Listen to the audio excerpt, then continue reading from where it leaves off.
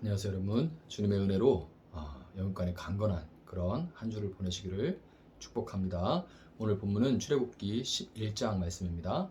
여호와께서 모세에게 이르시기를 내가 이제 한 가지 재앙을 바로와 애굽에 내린 후에야 그가 너희를 여기서 내보내리라. 그가 너희를 내보낼 때에는 여기서 반드시 다 쫓아내리니 백성에게 말하여 사람들에게 각기 이웃들에게 은금 패물을 구하게 하라 하시더니 여호와께서 그 백성으로 애굽 사람의 은혜를 받게 하셨고 또 그 사람 모세는 애굽 땅에 있는 바로의 신하와 백성의 눈에 아주 위대하게 보였더라. 모세가 바로에게 이르되 여호와께서 이와 같이 말씀하시기를 밤중에 내가 애굽 가운데로 들어가리니 애굽 땅에 있는 모든 처음 난 것은 왕위에 앉아 있는 바로의 장자로부터 맷돌 뒤에 있는 몸종의 장자와 모든 가축의 처음 난 것까지 죽으리니 애굽 온 땅에 전무후무한 큰 부르짖음이 있으리라. 그러나 이스라엘 자손에게는 사람에게나 짐승에게나 개 한 마리도 그 혀를 움직이지 아니하리니 여호와께서 애굽 사람과 이스라엘 사이를 구별하는 줄을 너희가 알리라 하셨나니 왕의 이 모든 신하가 내게 내려와 내게 절하며 이르기를 너와 너를 따르는 온 백성은 나가라 한 후에야 내가 나가리라 하고 심히 노하여 바로에게서 나오니라. 여호와께서 모세에게 이르시기를 바로가 너희의 말을 듣지 아니하리라. 그러므로 내가 애굽 땅에서 나의 기적을 더하리라 하셨고 모세와 아론이 이 모든 기적을 바로 앞에서 행하였으나 여호와께서 바로의 마음을 완악하게 하셨으므로 그가 이스라엘 자손을 그 나라에서 보내지 아니하였더라. 아멘. 자, 오늘 본문 말씀은 이제 대망의 마지막 10번째 심판을 앞두고 연주되는 그런 전주곡, 클라이막스 이제 연주에 앞서는 전주곡이라고 말할 수 있습니다. 전주곡에 해당하는 거예요. 10번째로 하나님의 심판을 당할 이집트의 신들은 생명과 죽음의 신 오시리스와 가정 수호의 신 타우루트입니다. 오시리스와 타우루트. 대제국 이집트를 향해서 하나님은 생명과 죽음 그리고 이 가정의 평안은 여호와 하나님께 달려 있다고 그렇게 선포하시는 것이죠. 이 10번의 심판은 꼭 지금까지 제가 이제 이집트의 신들의 이름을 이제 거론을 했는데 꼭 이집트의 10개의 이런 10명이라고 해야 돼, 개라고 해야 돼. 이 10신이나 혹은 10가지 어떤 분야, 사회의 어떤 분야와 관련하여 심판이 임한다. 혹시 이제 제가 그렇게 설명해서 그렇게 이해하실 수 있는데 꼭 그런 것보다는 완전수인 이 10이 의미하는 것처럼 이집트가 그 죄악에 따라 철저하고 완전하게 심판을 당하게 될 것이다 하는 그런 의미로 보면 맞습니다. 이집트 전체가 그리고 모든 분야가 그리고 그들이 신이라고 생각하는 모든 분야를 다스린다고 생각하는 모든 것들이 완전하게 심판을 당하게 될 거라 그런 의미인 거예요. 그래서 굳이 10가지 재앙인 겁니다.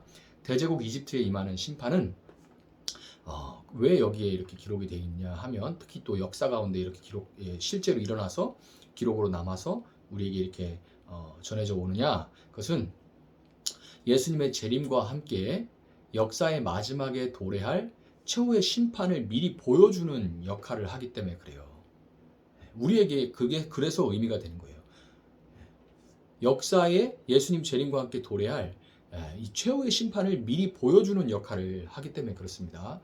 마지막 그날에 일어날 일들을 기록한 이 요한계시록 17장 그리고 18장은 이 세상을, 지금 우리가 살아가는 이 세상을 이스라엘을 노예로 부렸던 이집트 제국과 같이 이스라엘을 후에 이제 멸망시키고 포로로 잡아갔던 바벨론 제국이라고 부르면서 이집트 제국은 이스라엘을 포로로 삼았었죠. 그리고 바벨론 제국은 이스라엘, 특별히 이제 남유다를 멸망시켜 버렸습니다. 이 바벨론 제국이라고 요한계시록에서 계속해서 이 세상을 그렇게 불러요. 바벨론, 큰 성 바벨론 이렇게 부릅니다.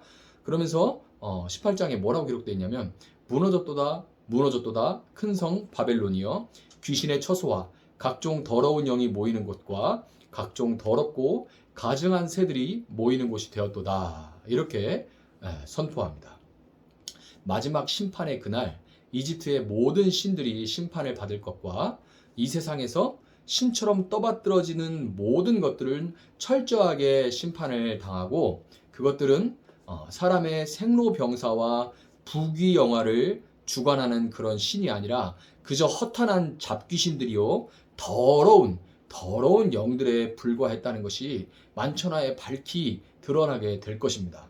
이집트가 10번째 재앙으로 모든 처음 난 것들의 죽임을 당하게 된 것은 그들이 하나님의 장자인 이스라엘을 노예로 붙들고서 마치 자신이 이 이스라엘, 이 그들의 생사 여탈권을 쥐고 있는 것처럼 그들을 놓아주려 하지 않았기 때문에 그들이 심판을 당한 거죠. 이와 마찬가지로 이 세상의 마지막 날에 결국 이 세상이 심판을 피할 수 없는 이유는 그것이 세상에 발을 딛고는 살지만 세상에는 속하지 않은 하나님의 백성들을 붙들고 그들로 여호와 하나님이 아니라 세상의 우상들을 섬기면서 살도록 그렇게 계속해서 그렇게 살도록 만들려고 했기 때문에 세상이 심판을 피할 수가 없는 거예요. 본문 4절에서 하나님께서 모세에게 밤중에 그렇죠? 밤중에 내가 애굽 가운데로 들어가리니 이렇게 말씀하십니다. 하나님 이렇게 말씀하신 것처럼 이 마지막 날은 사람들이 영적으로 깊이 잠들어 버린 때에 도적과 같이 임하게 될 것이고, 도적이 간다고 예고하는 도적 없죠? 도적과 같이 임하게 될 것이고, 한 집안을 대표하는 가장이 심판을 당하는 것처럼 이 땅에 어느 누구도 심판을 피할 수는 없을 겁니다. 첫 번째 것들이 심판을 당하는 것처럼 그건 모든 것들을 대표하는 거거든요. 그와 마찬가지로 이 세상에 어느 누구도 그 심판을 피할 수가 없을 거예요. 그렇지만 여러분, 하나님께서 모세에게는 마지막 심판에 대해서 미리 이럴 것이다 하고 알려주시죠. 이와 마찬가지로 하나님 모세에게는 알려주시는 것처럼 하나님의 백성들에게는 이 심판의 날은 어느 날 잠든 사이에 도적과 같이 훌쩍 찾아오는 그런 무시무시한 날이 아니라 신랑 되신 예수님을 다시 만날 손꼽아 기다리게 되는 그런 구원의 날이에요. 여러분 3절에서 애굽 땅에 있는 바로의 신하와 백성의 눈에 모세가 아주 위대하게 보였다. 그렇게 기록이 되어 있죠.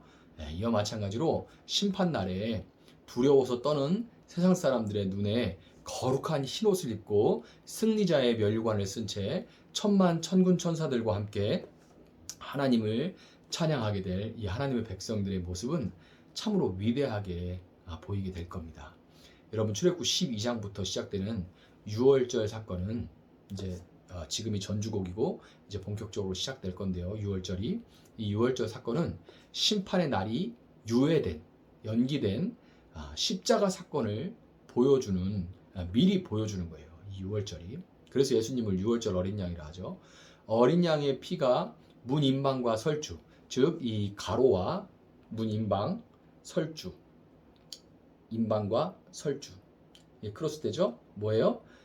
가로와 세로가 만나는 십자가 형상으로 십자가 형상에 어린 양의 피가 발라진 집은 죽음이 이 심판이 건너갔습니다. 이와 마찬가지로 왕이신 하나님의 아들로서 이 땅에 오신 예수님은 심판하는 권세를 가지셨어요. 예수님 이 땅에 오시는 것은 심판하러 오시는 겁니다. 그렇지만 이 예수님은 스스로 어린 양이 돼서 그 심판을, 하나님의 진노를 자신이 대신 받아지심으로 예수님이 처음 오시는 것이 아니라 다음 오실 때까지 하나님의 그 진노의 심판을 유예하신 거예요. 이걸 우리가 집행유예라고 하죠. 심판이 임해야 되는데 예수님이 먼저 오셔서 그 심판을 자기가 대신 짊어지셨기 때문에 예수님이 다시 오시는 그 최후의 심판까지 심판이 유예된 겁니다.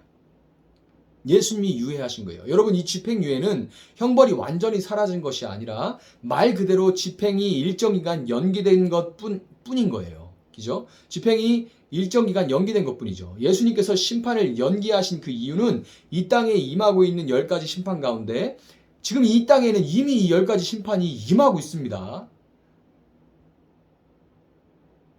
때가 시간이 돼서 나중에 이제 계시록을 설명할 때 좀 자세히 설명을 하고 있겠지만 이거는 시간이 지나면서 언제 임하는 음모론자리 얘기하는 것처럼 언제 임하는 그게 아니라 이 땅에 이 10가지 재앙은 이미 내리고 있어요. 이 땅은 이미 하나님의 심판 아래 놓여 있는 세상입니다. 이 세상에서 한 사람이라도 더 돌이켜 어린 양의 피를 그 문에 바르고 그 문으로 들어오고 나가는 모든 삶의 여정을 하나님께 맡기도록 하기 위해서 예수님께서 그 심판을 유예하신 거예요. 본문 6절과 7절은 애굽 온 땅에 전무후무한 큰 부르짖음이 있으리라. 그러나 이스라엘 자손에게는 사람에게나 짐승에게나 개 한 마리도 그 혀를 움직이지 아니하리니 여호와께서 애굽 사람과 이스라엘 사리를 구별하는 줄을 너희가 알리라 하셨나니, 이렇게 말하죠. 6절 7절. 여러분, 이 집행유예가 끝나고 심판이 시작되는 그날에 하나님의 백성과 세상 사람들은 완전하게 구별될 것입니다. 그리고 더 이상 기회는 사라지게 될 거예요. 그때까지 기회는 여전히 남아있지만 그날에는 더 이상의 기회가 없습니다.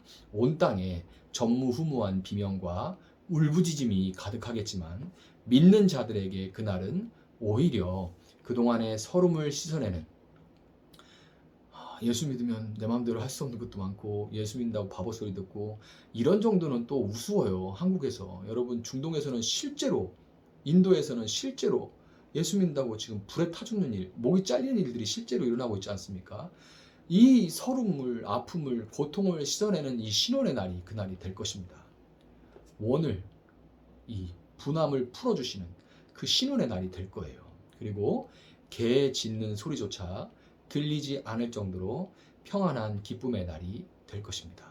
자, 이제 모세와 같이 마치 예고편을 보듯이 마지막 날을 미리 앞서 보신 여러분, 예수님이 다시 오시는 그날, 여러분이 그동안 손해보고 져주고 마음 아팠던 모든 일들이 실현될 것을 믿으시고 소망 가운데 오늘을 여유 있고 담대하게 살아내시고, 또한 집행유예의 기간 동안에 한 사람이라도 더 돌이켜 심판을 피하기를 원하시는 그 주님의 마음으로 어린 양의 피로 심판을 면할 수 있다, 여전히 기회가 있다 하는 그 기쁨의 소식을 전하는 여러분들이 되시기를 주님의 이름으로 축복합니다. 제가 한번 기도하겠습니다.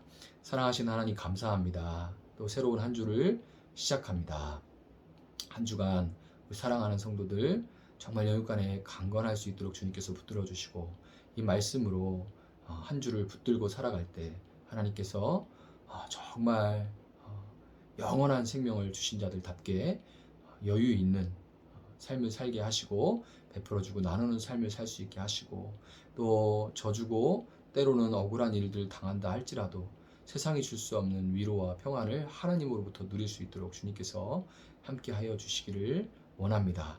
마지막 그날을 우리가 이미 압니다. 주님, 마지막을 알지 못하고 결과를 알지 못하여서 사람들은 두려워하고 불안하지만 믿는 자들은 이미 마지막 날이 어찌 될지를 알고 있사오니 그날을 아는 자답게 살아갈 수 있는 귀한 성도님 될 수 있도록 하나님 함께하여 주시옵소서. 감사하며 예수님의 이름으로 기도합니다.